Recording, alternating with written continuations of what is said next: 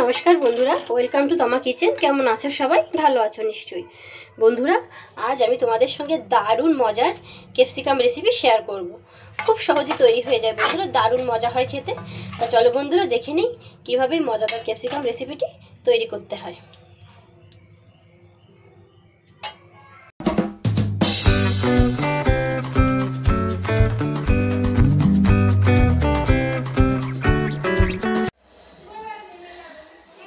Capsicum বা শিমলা মিরিচ। আজ আমি শিমলা মিরিচের মজাদার এক সবজির রেসিপি তোমাদের সঙ্গে শেয়ার করব। ক্যাপসিকামগুলো একেবারেই ফ্রেশ, আমি ধুয়ে নিচ্ছি জল দিয়ে।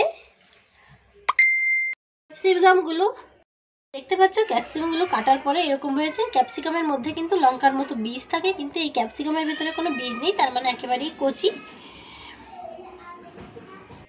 ক্যাপসিকাম রান্না করার জন্য এখানে আমি 4টে ক্যাপসিকাম নিয়ে নিয়েছি, ফ্রেশ, কেটে ধুয়ে নিয়েছি। দেখতে পাচ্ছ বন্ধুরা, আমি এভাবে ফালি ফালি করে কেটে নিয়েছি, তোমরা তোমাদের ইচ্ছা মতো কেটে নিতে পারো। এখানে আমি 2টো আলু লম্বা টুকরো করে কেটে নিয়েছি, ধুয়ে পরিষ্কার করে নিয়েছি। ধনিয়া পাতা কুচি নিয়েছি, 3টে টমেটো।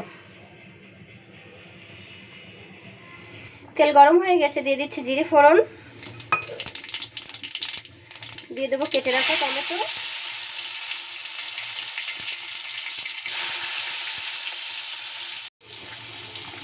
স্বাদ অনুযায়ী লবণ, পরিমাণ অনুযায়ী হলুদ। এই রান্নাটায় আমি কোনো লঙ্কার ব্যবহার করব না, কারণ ক্যাপসিকাম লঙ্কা জাতীয় সবজি, তাই আমি কোনো রকম লঙ্কার ব্যবহার করব না। দিয়ে দিচ্ছি ধনিয়া পাউডার। মশলাগুলো দেওয়া হয়ে গেছে, এখন আমি ভেজে নেব। ক্যাপসিকামে চাইলে তোমরা লঙ্কা ব্যবহার করতে পারো, কিন্তু অনেক সময় লঙ্কা ব্যবহার করলে পেটে অনেকটা জ্বলন হতে পারে বা জ্বলতে পারে, এই জন্য আমি লঙ্কাটা ব্যবহার করব না।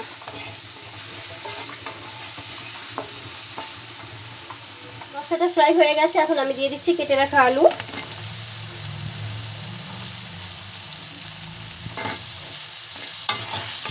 আলুটা মশলার সঙ্গে একটু ফ্রাই করে নেব।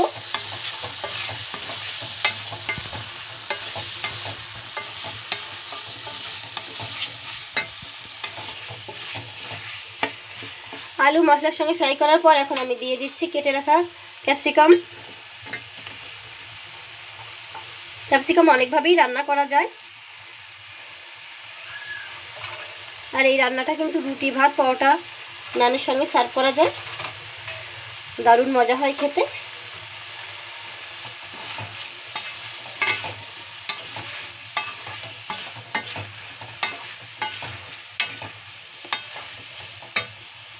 না ব্যবহার করে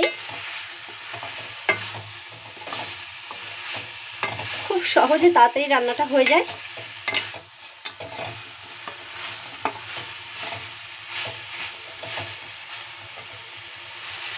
দিয়ে দেবো সামান্য জল। রান্না কিন্তু আমি শুকনো শুকনো করবো, তাই জলটা অল্প দিতে হবে।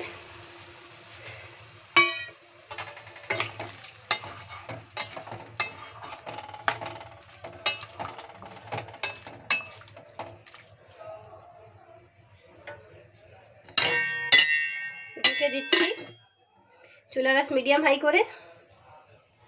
ঢাকনাটা সরিয়ে নিচ্ছি।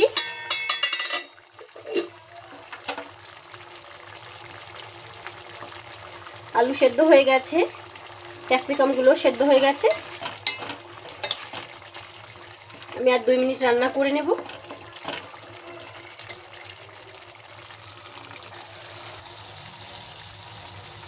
দিয়ে দিচ্ছি কেটে রাখা ধনিয়া পাতা কুচি। শিমলা মির্চের এই রেসিপিটা পেঁয়াজ দিয়েও করা যায়, কিন্তু আমি পেঁয়াজ দিয়ে করিনি, আজ আমাদের নিরামিষ, তাই এটা তোমরা যে কোনোভাবে রান্না করতে পারো। একেবারে নিরামিষভাবেও করতে পারো, বিনা পেঁয়াজ রসুনেও করতে পারো। শিমলা মির্চ, আলু বা ক্যাপসিকামের এই মজাদার রেসিপিটি কিন্তু তৈরি হয়ে গেছে বন্ধুরা, তোমরা দেখতে পাচ্ছ।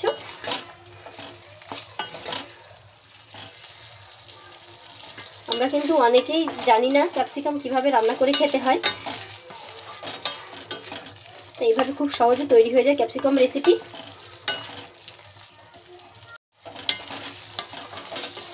তো বন্ধুরা, আমার ক্যাপসিকাম রেসিপিটি কেমন লেগেছে অবশ্যই কমেন্ট করে জানাবে। আর ঘরে থাকা উপকরণ দিয়ে খুব সহজে মজার মজার রান্না করা যায়, তৈরি হয়ে যায় এমন রেসিপি পেতে আমার চ্যানেলটি সাবস্ক্রাইব করে আমাদের সাথে থাকবে।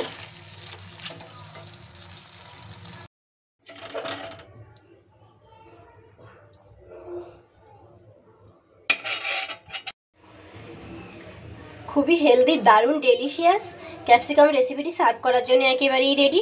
এই রেসিপিটি রুটি, গরম ভাত, রুটি, পরোটার সঙ্গে সার্ভ করা যায়, দারুণ মজা হয় খেতে।